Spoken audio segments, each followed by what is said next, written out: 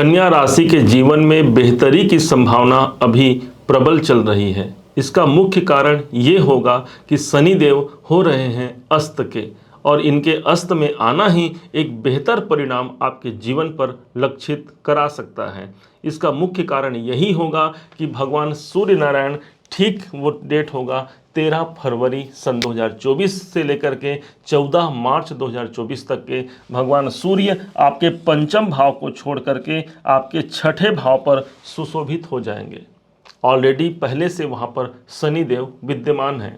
अब यदि शनि को कोई ग्रह अस्त कर सकता है, यदि कोई शनि को दबा सकता है, तो पूरे संसार में एकमात्र भगवान सूर्य ही एक ऐसे ग्रह बनते हैं जिनके पास वो सामर्थ्य होता है। अर्थात एक पिता के द्वारा एक पुत्र का दमन होते हुए आप देख सकते हैं, जिसके परिणाम स्वरूप यदि हमें नौकरी से जुड़े हुए हमारे मामले सही नहीं बन पा रहे हैं तो यहाँ पर बनने प्रारंभ होंगे, क्योंकि ये जो पॉजिटिव प्रभाव पड़ेगा वो ठीक आपके छठे भाव पर देखने को मिलेगा। छठा भाव मेरे रोग का होता है। यदि किसी कारण से लंबे अरसे से मेरे स्वास्थ्य में निरंतर बाधा बनी हुई है, कोई एक विकल्प निकल करके सामने नहीं आ पा रहा है, तो ये समझिए कि अब शनि देवता अस्त हो रहे हैं। यदि मेरे कर्जे बढ़े हुए हैं, मेरे इतने कर्जे हैं कि उस कर्जों को चुका पाने में मुझे प्रॉब्लम हो रही है, तो कोई ना कोई एक बेहतर विकल्प इसी गोचर दरमियान में आपको निकल करके सामने आएगा। 16 मार्च तक के शनि देवता अस्त अवस्था में रहेंगे। विशेष बात तो ये हो जाती है भाई कि यही स्थान मेरे शत्रुओं का होता है।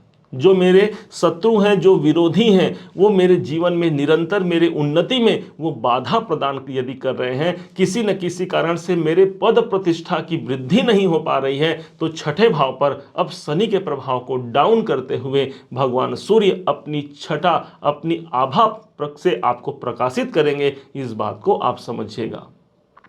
शनि के द्वारा एक और कार्य किया जा रहा था, जो ठीक इनकी तीसरी दृष्टि आपके अष्टम भाव पर थी। अष्टम और अभी भी है। अष्टम भाव वो स्थान बन जाता है जो मेरे जीवन में बदलाव का है, और दूसरी तरफ देखा जाए तो यही स्थान बाधा, डिप्रेशन, तनाव इत्यादि को प्रदर्शित कराता है। यदि हमारे जीवन में कोई बाधाओं का सामना हम कर रहे हैं, हम चाह तो रहे हैं किसी कार्य को पूरा करना, लेकिन कोई न कोई एक अदृश्य बाधा आकर के सामने उपस्थित हो जा रही है, एक विकल्प निकल करके सामने नहीं आ पा रहा है, तो ये समझिए शनि अब अस्त हो रहे हैं। यही स्थान परिवर्तन का स्थान है, अर्थात कोई बेहतर परिवर्तन, कोई बेहतर बदलाव हम अपने जीवन में इस समय पर देख सकते हैं। और यही नहीं, शनि की एक दृष्टि पड़ रही थी सीधे आपके 12वें घर पर। 12वां घर वो स्थान हो गया जो हमारा नाता चिकित्सालय से जोड़ देता है। अपने कारण या किसी भी के कारण हम यदि स्वास्थ्य जनित परेशानी से जूझ रहे हैं या हॉस्पिटल में हमारे खर्चे हो रहे हैं, वहाँ से मुक्ति, एक विराम वहाँ पर देखने को आपको मिलेगा। 12वां घर मेरे इन्वेस्टमेंट का है। इन्वेस्टमेंट यदि आप करना चाहते हैं, ये समय आपका बेहतर होगा। यदि आप खर्चे से, हानि से परेशान पिछले समय से हैं, तो ये शनि अब अस्त हो रहे हैं, अर्थात आपके खर्चे, आपके हानियों पर एक लगाम लगने की संभावना बनती है। हम इनकम तो काफ़ी कमाते हैं, लेकिन उस इनकम का क्या भाई, जो अपने आप खर्चों की अभिवृद्धि करा जाए, तो यहाँ पर उस पर विराम लगने की संभावना बनती है। यदि हम विदेशों में रहते हैं या फिर हमारा जॉब या किसी कारण से हम विदेशों से जुड़ना चाहते हैं, यदि उसमें प्रॉब्लम आ रही है, तो भाई 12वां घर हमारे विदेश को ही प्रदर्शित करता है। वहाँ भी एक सफल और अच्छा कार्य आपके जीवन में लक्षित होते हुए दिख सकता है। तीसरी बात आप समझिएगा कि शनि देवता की जो 10वीं दृष्टि है वो ठीक आपके तीसरे घर पर जा रही है। तृतीय भाव एक एग्रीमेंट है। कोई एग्रीमेंट करना आप चाहते हैं, किसी विकल्प का आप प्रयास कर रहे हैं, यहाँ पर बेहतरी का रिजल्ट आपको देखने को मिल सकता है।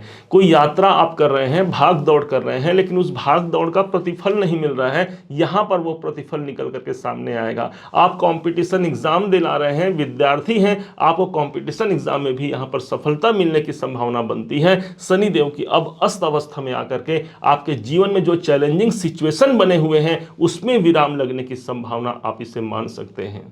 यदि आप अपना स्थान परिवर्तन करना चाहते हैं, किसी कारण से हमारे या किसी अन्य के द्वारा कोई ना कोई बाधाएं आ रही हैं या उसका सामना हम कर रहे हैं, तो स्थान परिवर्तन के लिए ये समय अनुकूल होगा। और यदि आप अपने घर में ही रहना चाहते हैं, अपने कर्म को अपने स्थान पर ही सुनियोजित करना चाहते हैं, तो ये समझिए कि सूर्य भगवान स्वयं आपके छठे भाव पर है। सूर्य को माना गया है एक ऐसे ग्रह जो शासन को रिप्रेजेंट करते हैं, हमारे गवर्नमेंट से इनका ताल्लुकात होता है। इस हिसाब से हम देखें तो अपने नौकरी में भी या अपने कर्म क्षेत्र में हमें शासन से जुड़ा हुआ कोई कार्य बनने की संभावना बनती है। नौकरी में उच्च पद प्रतिष्ठा की वृद्धि भी यहाँ पर देखने को मिलती है, क्योंकि सूर्य जहाँ पर होते हैं वो भाव अंधेरा नहीं होता। भगवान सूर्य सारे जगत को प्रकाशित करते हैं। जब ये हमारे छठे भाव पर आएंगे, अर्थात रोग, ऋण और शत्रुओं की यहाँ पर कमी ही कराएंगे, कहीं पर से उनकी बढ़ने की संभावना नहीं दिखती। सबसे अच्छी बात यह होगी कि आपके 12वें घर सबसे ज़्यादा प्रभावी होंगे। इसका मतलब सूर्य भगवान की दृष्टि भी जा रही है और साथ ही साथ शनि देव की दृष्टि, अर्थात दोनों ही ग्रहों की दृष्टि जब आपके 12वें घर पर बनती है, कोई विशेष जागृति, कोई विशेष बदलाव का अवसर आता है, क्योंकि यही जो 12वां घर है, यही हमारे जीवन में बदलाव को प्रदर्शित करता है। एक बेहतर बदलाव आप देख सकते हैं। अब प्रश्न उठता है कि कैसे इसी समय पर हम अपने जीवन में अच्छा परिवर्तन करा पाएं या शुभत्व की प्राप्ति करा पाएं। तो ध्यान रखिएगा, कन्या राशि के जो मित्र होते हैं ये दोनों ही होते हैं, अर्थात कन्या राशि के जो मित्र हैं भगवान सूर्य भी हैं और शनि भी हैं। इसलिए आपके लिए ये बेहद अनुकूल ये ट्रांजिट, ये गोचर हो सकता है सूर्य का। इस समय पर भगवान शनि देवता को जल देना मत भूलिए, अर्थात जो पीपल वृक्ष है उसमें जल दीजिए सुबह के समय में, और सायंकाल का जो समय होगा उस समय पर दीपक प्रज्वलित कीजिए पीपल वृक्ष के नीचे, और प्रार्थना कीजिए कि हे शनिदेव, आपके द्वारा जो मुझे प्रताड़ना प्राप्त यदि हो रही है, तो हे शनिदेव मुझे आप अपनी शरण में लीजिए, मेरे कर्मों का प्रतिफल दिला दिए। यकीन मानिए, शनि देवता का निवास सायंकाल के समय पर पीपल वृक्ष के नीचे होता है, और पीपल वृक्ष एक ऐसा वृक्ष है जहां पर सबसे अधिक ऑक्सीजन की प्राप्ति होती है, अर्थात एक जीवन शक्ति आपको वहां से देखने को मिलेगी। दूसरे तरफ से सूर्य भगवान के लिए कहा गया है भानु प्रिय नमस्कारः, सुबह उठ करके मात्र अपने सूर्य भगवान को प्रणाम कर लेना एक बहुत सफलता आपके जीवन में दिला सकता है।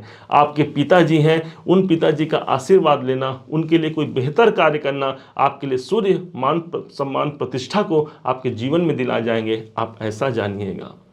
उम्मीद है आप सबने इसे समझा है, आप सबने इसे जाना है।